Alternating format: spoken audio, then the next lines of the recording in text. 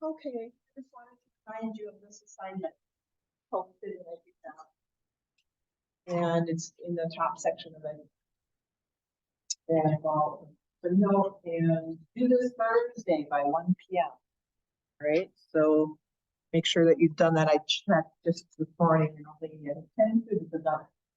So many more to go. So please remember to do that. It's for points. But again, it's all open note and there's no time limit on it. So, okay, questions on that?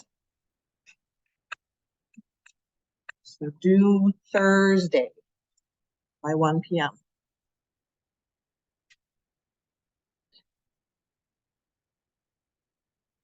Okay, so today what I'd like to do is review some last parts of photosynthesis. And then also, let me go back in.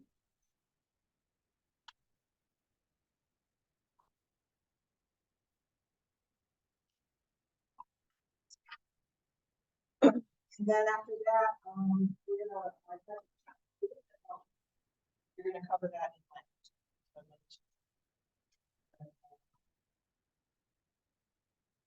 So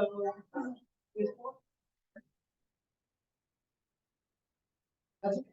I thought you had a question. No. All right. So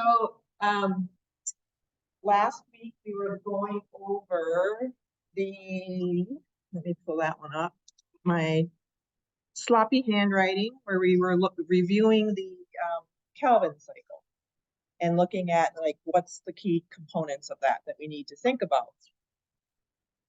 And then we've also covered where some plants under the right environmental conditions, they start to run that PCO cycle, which isn't ideal. And so some C3 plants, if they are under hot weather, drought conditions, where they have to put down the oil, then their carbon dioxide starts to go. Now you're a lot of clothes you're not taking in CO2.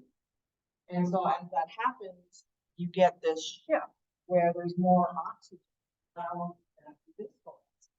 So that's what's being shown in this equation here, where you have, instead of RUBP reacting with carbon dioxide, it reacts with oxygen, because Rubisco really doesn't care which one comes into the active site of its enzyme.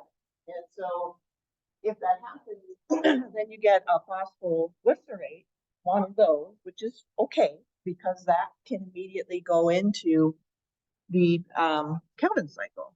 So this is a good thing. That's PGA, and that can go right into the C3 cycle. But this one, this phosphoglycolate or 2-phosphoglycolate, that can't go into the Kelvin cycle. And so there's this issue where that phosphoglycolate, which is showing up again here and here, it has to go through all this torturous pathway, 3 different organelles, on and on and on. You have extra energy involved. You have a loss of CO2 over in the mitochondria. It's just not the best thing. Now, in the end, you do convert that 2-phosphoglycolate into one more phosphoglycerate. That does happen, but it takes more effort, more time, and a loss of ATP or extra use of ATP. So generally, this is not a good thing. So if you are a plant that lives on a region of the world where drought and heat, or drought and heat combined at the same time, are happening regularly, then it would make sense to try to minimize this from happening. Otherwise, you're going to suffer. So that's what we talked about with the C4 plants. Okay, so here we're thinking about how with C4 plants, they spatially separate where certain things are happening. And so here you see in the mesophyll cell, That's where you see the carbon dioxide coming in, and it does not react with Rubisco right away. Instead, it docks into the active site of PEP carboxylase. That's the enzyme. And so that enzyme will take in PEP and then the CO2. And it's named a carboxylase enzyme because that's what it's going to do. It's going to react CO2. It's going to carboxylate PEP with that CO2. And once you have that happen, then you get oxaloacetate and then a quick reaction to malate. And so malate is like a vector. It's like the middle person that is going to be the delivery person. That's going to take the CO2 that's part of its body and move it out of the mesophyll and shift it into the bundle sheath. That's good because Rubisco is sitting in here. So Rubisco, sloppy, Rubisco is sitting in the bundle sheath. So you can see how the artist drew this. They didn't draw the Calvin cycle up in the mesophyll zone. That's not where it is. It's spatially separated. So it's in the bundle sheath. Rubisco's in the bundle sheath. So now what's happening is malate is effectively delivering that CO2, releasing it around Rubisco. So it's like Rubisco is constantly getting bathed with this CO2 coming off of malate as this keeps happening all day long. And so Rubisco is sequestered away in the bundle sheath. You don't have light reactions happening in the bundle sheath. So you don't have any oxygen being liberated during that process. So oxygen levels are kept low in the bundle sheath. Rubisco is hidden away in the bundle sheath and is getting fed lots of CO2. So this is actually a pretty slick strategy for those types of plants that are dealing with drought and heat consistently through their life cycle. It is a cost. It does require extra ATP, but the benefit outweighs the cost. And then as the Calvin cycle is cooking along in the bundle sheath, you know, remember part of one of the intermediates of that of the Calvin cycle does get sent off for sugar production. So the Calvin cycle is helping this whole process of getting the sugar produced. But in this case with C4 plants, they really kind of sequester where the Calvin cycle is happening and where that Rubisco enzyme. Tuck that into the bundle sheath, let the mesophyll cells initially take in CO2 because that PEP carboxylase enzyme is just great. It just only works with CO2 and PEP. That's it. Doesn't care about oxygen. So all of this effectively, what one of the huge payoffs is it doesn't allow for this to happen, that PCO cycle.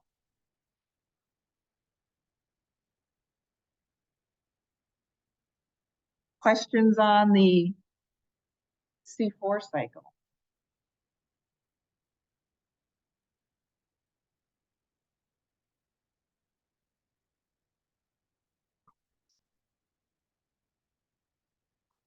Well, let's ramp it up a notch. Let's think about those plants that are dealing with extreme heat and extreme drought. So now we're in desert ecosystems.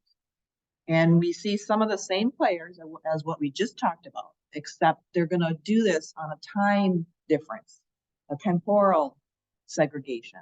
And so we say at night, certain things happen, and then during the day, other things happen. And so that's what they're trying to show with this drawing, how at nighttime, it makes sense if you are a succulent or a saguaro cactus that you wait until nighttime to open up your stomata so that you don't lose a lot of water out of your body. Because as soon as you open your stomata, that immediately starts happening. And we'll talk a little bit more about that, how as soon as plants open their stomata, they immediately start losing water in the form of water vapor out. And so if you did that all day long as a giant saguaro cactus, you wouldn't live too much of a lifespan. So at night, grab that CO2 at night when it's cooler, more humid, bring in the CO2, react it with PEP in that PEP carboxylase enzyme active site. But then you gotta hold off. You can't run the Calvin cycle at night because some of those enzymes require light to actually function correctly. And so the goal is, well, if I just store it up, I'll stuff it in the vacuole, make malate all night long, and just stuff it in the vacuole for storage. And then during the day, when the sun comes up, strikes the plant body, then you can have that malate coming out. All right, so this next slide is showing the same idea, except with a little bit more detail, where you can see the CO2 coming in here at night, reacting with PEP, and then malic acid goes into the vacuole all night long. And then during the day, malate will move out and deliver the CO2 to Rubisco in the Calvin cycle. Same cell, this is all happening in the same cell. It's the day-night shift and when certain things happen.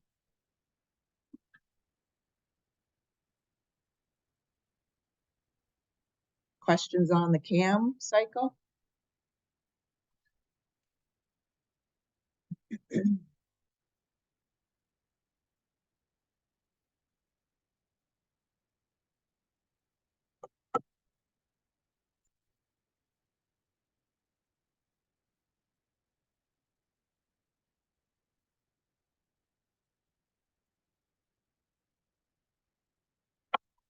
Well, I'd like your feedback. If you have some way to access the EduCat with your laptop is preferable, but you can do it on your phone.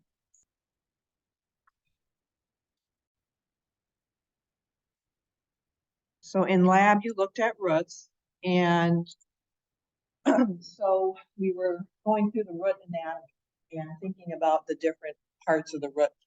So please be familiar with these terms for the next exam, which is not this Thursday, but a week Thursday, okay? And so the different regions or zones where you have the apical meristem region, which is very, very important. That's in the cell division area. And then you have the elongation section. And then the maturation section is where you finally see those root hairs and the cells have matured to their final size and they're up and running. So we looked at that. And then if you take a root and cut it in cross section, we would see something like this if you're comparing the dicot and mono version of the angiosperms. And so we looked at that as well in lab, where that dicot root has that plus shape of the xylem with the phloem in the little cracks and crevices. And then the monocot root has that ring of vascular tissue. And note in both cases how the vascular tissue is more in the center of the root, not along the edge of the perimeter, right? So train your eye for that. So looking at the anatomy of the xylem and the phloem, and then how you have that pericycle region and the endodermis. Oh, they don't have that up on there. Oh yeah, they do. So with the dicot root, you see that pattern, and then with the monocot root, you have that ring of vascular tissue. Now, I'm not going to go into huge detail on this, but one special thing about the endodermis.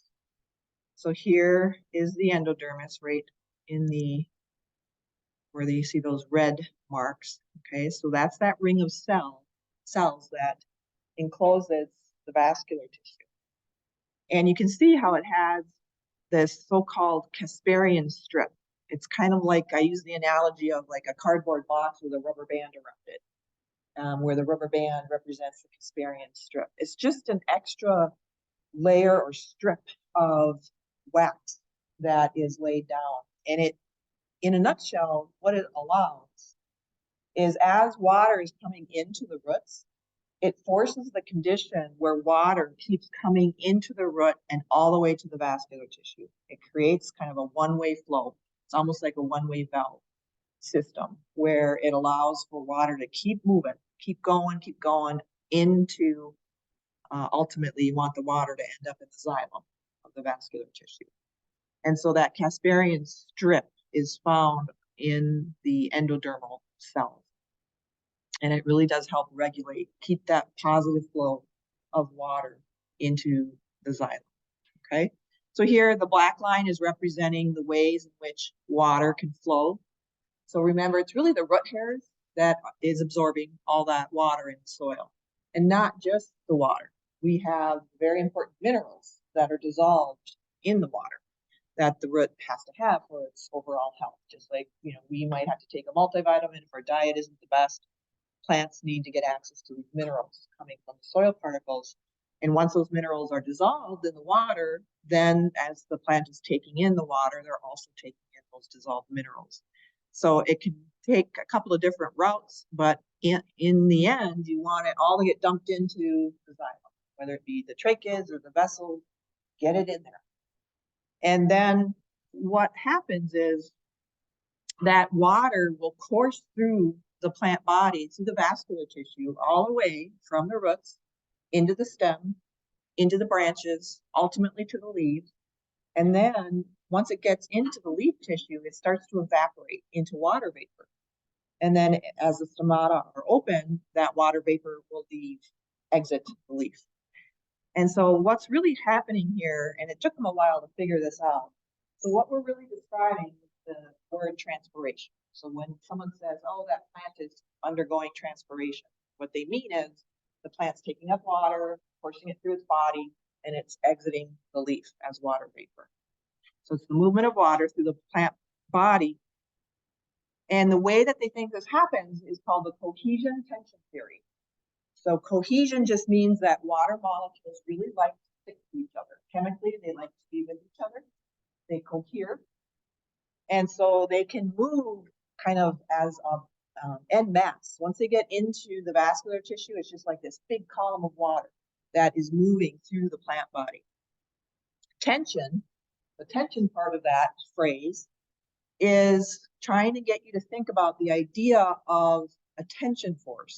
If you look up what does tension mean, the definition is actually tension is equal to negative pressure. That's what tension is. It's negative pressure. So when the sun comes up in the morning and strikes the plant body, it will sense that light and it will open its stomata. And as soon as that happens, you get a tension force starting to develop inside the leaf at the vein there, at the vascular tissue. So for this whole process to work, for transpiration to actually happen, if the stomata aren't open, it's not going to. You have to have the stomata open because that act of opening the stomata actually generates a tension force. And I go into this in a lot more detail in Plant Phys, but basically it's this idea that as soon as the stomata open up, you create like a suction effect on the water that's coursing through the vascular tissue. It's like, sucking pop through a straw.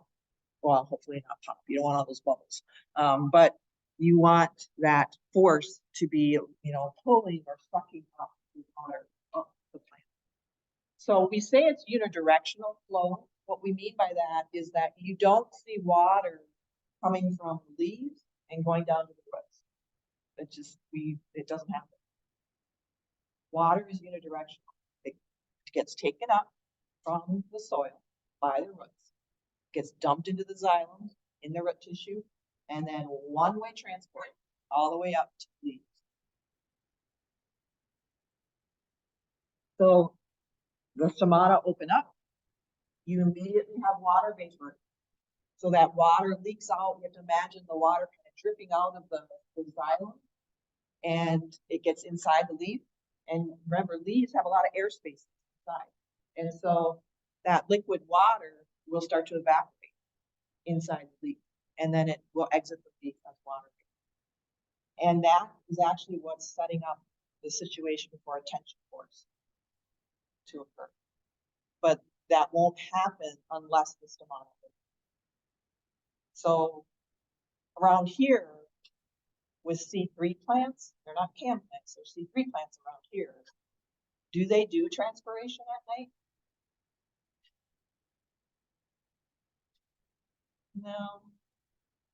No, they don't, because if they're C3 plants, you can't run the pellets at night. certainly won't be photosynthetic, but light reaction either because it's dark. So they can't do the light reaction. Then you might think, well, they can still do the Calvin cycle, but no. They have found out that there's several enzymes in the C3 cycle that need light to operate fully. And so the Calvin cycle during the night either. So if you're a C3 plant, it would not really make sense to have your stomata open. Because again, as soon as you open your stomata, you're having water leave your body. And if taking in CO2 is going to matter because you can't do photosynthesis. So it makes no sense if you're a C3 plant in this area of Earth. It doesn't really make sense to have your stomata open. So close down your stomata. You won't have any movement of water through your body. Transpiration won't happen. So that's another reason why I really try not to water my plants at night. So sometimes that's when I remember, I'm like, oh, I forgot to water my houseplants. And it's usually at night when I remember that. I have some free time to think. But I refrain from water because I know there's stomata are closed and the water isn't going to go up into their body anyway. And if you just have some water all day long, it can promote fungi to grow. Yeah. So try not to water your C3 plants at night. Okay, so that tension gradient is starting to develop as soon as the stomata open. And so it's actually up in the leaf that you get this high tension force being generated.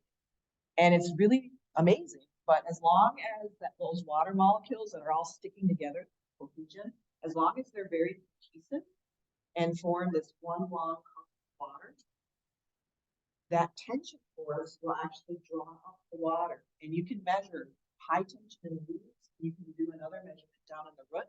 Vascular tissue, you see that there is tension down there, but it's much lower. So you get this tension gradient where it's lots of tension up in the leaves and then gradually less tension. But that's a gradient of tension that allows the water to get pulled up the plant. As long as the water molecules are all sticking together.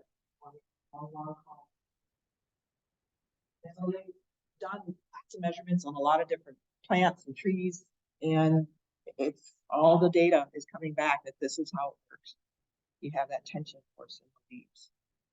So water is pulled up or sucked up the plant, and that force is actually being generated up. So it's a pretty nifty process. The only downside to it is sometimes when you have water coming from the soil, that water has gases. There'll be some CO2 dissolved in the water, some gas in the water. And if you've ever done physics class or a physics lab where you have some dissolved gases in liquid, and then you put it under tension, those dissolved gases out of solution, and essentially it will form like a big air bubble. And so if that's happening in the vascular tissue, that's like a big air bubble in the vascular tissue. Just similar to how we get air bubbles in the veins. That can be an embolism for you as well. And you can die. Plants usually don't die from that. They have ways to deal with it, but that's not ideal, obviously, to have.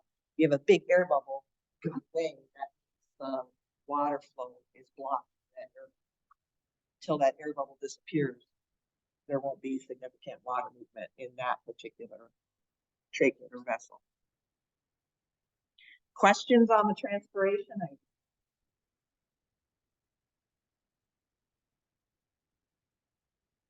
So as you're studying this, think about the definition. What is transpiration? What's the definition of that? And then what is the force? Where does it originate? And what does that cause? Right, as you're thinking about this movement.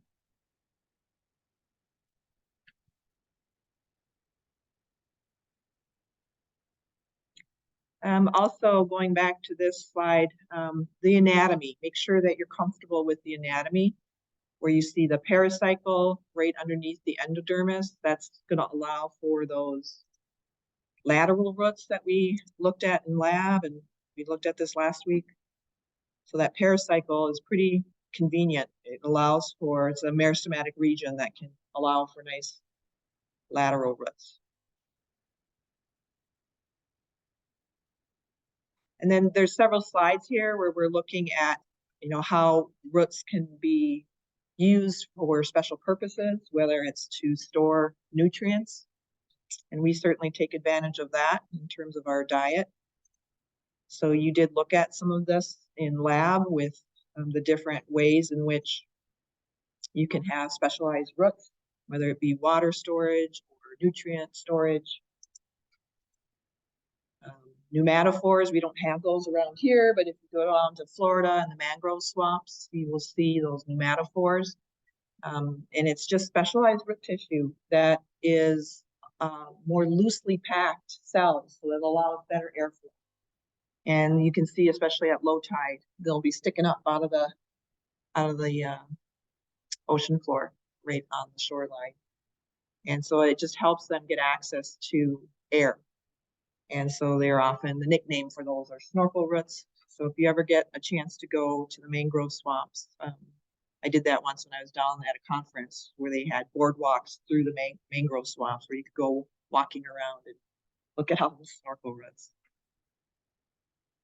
And then you probably got to take a peek at Elodea or Elodea, which is an aquatic plant. And here you can see on the left, it's a little aggressive over there. They had a little too much in that area, so sometimes it can get out of control. But petite little plant. But again, this one doesn't really have a whole lot of xylem cells because it's in the water. So it doesn't really need to devote time and energy to building a bunch of xylem cells.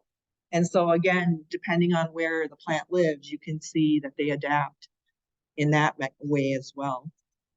And then some roots are very good at propping up the plants. If you've ever wandered a cornfield and went and picked corn by hand, there's prop roots on every single corn plant to keep it upright. And then the orchids, we had some orchids in the greenhouse and apparently they've wandered off.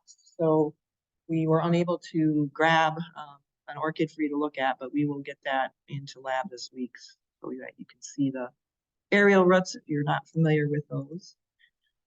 This is the vanilla orchid. So this is the only orchid that we get any kind of food-related stuff from. Like this is where they actually extract vanilla. And it's aerial, it's a kind of a vining orchid. It tends to vine around trees in the tropical rainforest. But those aerial roots are pretty good at doing photosynthesis. This is one of my friends who used to teach the lab. Her name is Kim. And so her miniature orchid was in bloom. She sent me a picture and I put it in here because it's showing the aerial roots as well, way up on the stalk here. Here's a close-up of it. And so again, they can be quite interesting, just kind of sticking off there. But you have to remember a lot of these orchids like to hang out on branches of trees. They just have their roots. You have something in the middle. Some do, like vanilla orchids.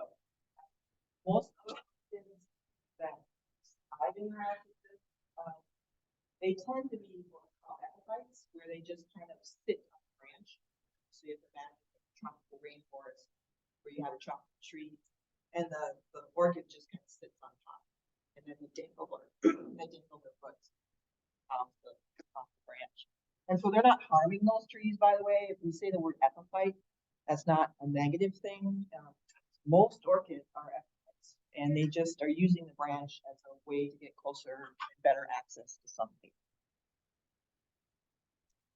And then here's some very obvious prop roots where it's super built up. So you tend to see prop roots like this when they're plants that are in soil that isn't very good quality, where they can't sink roots deep into the soil. For some reason, and often it can be because it's too hard packed, or also if the top of the soil, and this happens a lot in tropical environments, the top few inches has all the nutrients. If you go below that, there's really not any nutrients. And so what happens is the trees and plants will keep their roots really shallow. And if you don't have prop roots to help, you could easily get blown over in a windstorm if you have your roots too shallow. And so these above ground prop roots are really trying to help with that idea of keeping your stem tissue upright and not getting blown over.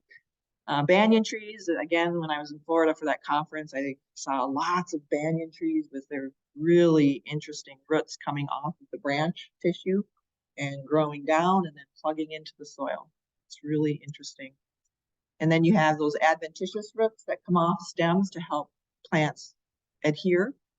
Here you have poison ivy latching onto a tree trunk, but you can see that along brick walls or houses. You can see those adventitious roots clinging on to the surface. So lots of specialized abilities here. Again, buttress roots are like prop roots. They're just really kind of beefed up quite a bit. And again, very common when you have soil that isn't the greatest. You don't have a lot of depth to the quality of the soil. So really quite dramatic. And then you have some roots that actually move in the sense that when they get wet and then they dry out and then they get wet again and they dry out, it can cause this contracting and relaxing pattern of movement that allows them to kind of dig deeper into the soil. And so there's plenty of plants that will do that and very slowly kind of get down a little deeper to anchor in. And then we have parasitic roots that are really specially adapted to plug in to other plants and siphon off nutrients. So they're truly a parasite. So mistletoe is a plant that is an epiphyte, and in this case, it's a bad thing because mistletoe is kind of like the worst type of parasite because most mistletoe can do photosynthesis. They just choose not to, and they're lazy. And so what they do is they have these roots that will plug right into the tree xylem and phloem, and they'll suck away all the nutrients. And so mistletoe, all these bushy looking things, those are mistletoe plants. And I think this picture was taken in Australia. Australia, I've seen some really good photos of, well, not good, but very obvious mistletoe infestation.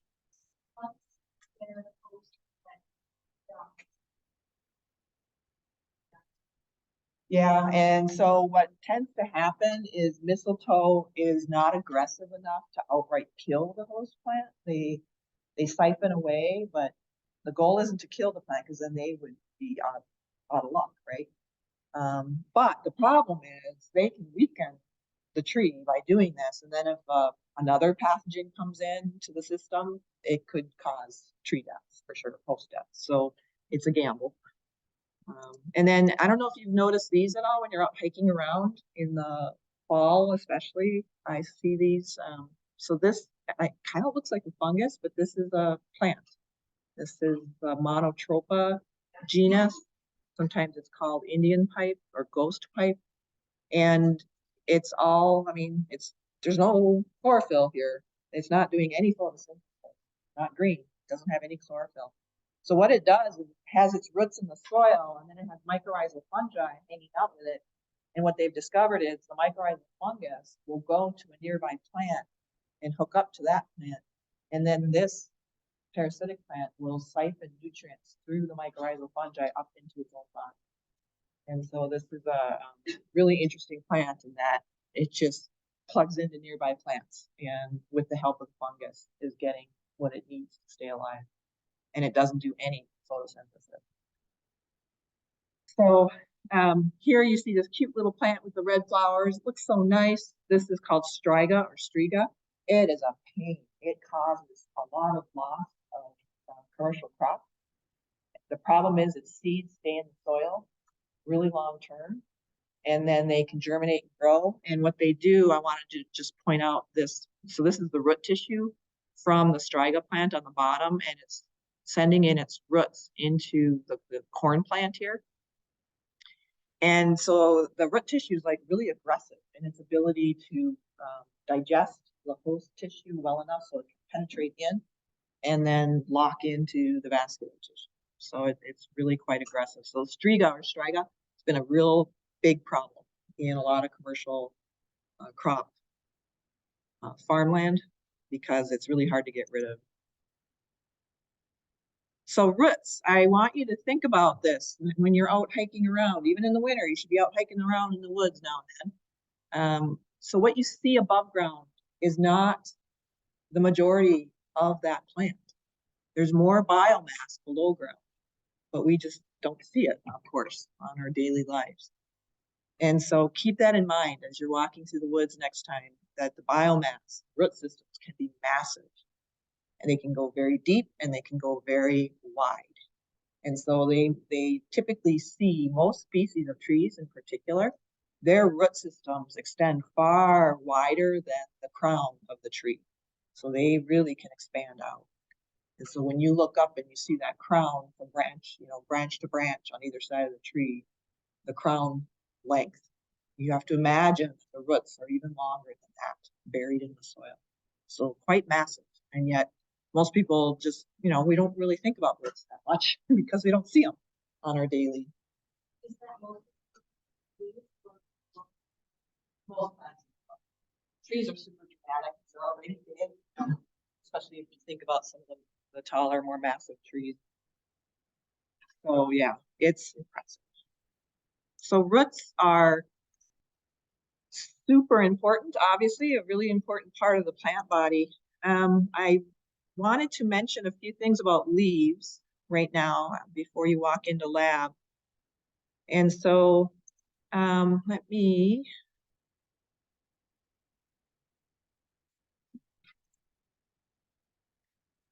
so you're going to see some of these slides again in lab, but I just wanted to point out you will be expected to know the terminology on these slides. So the only thing I don't really care too much about is this word stipule, but pretty much all of the other words on here, we do want you to know and know what those mean. So you'll be working through this in lab.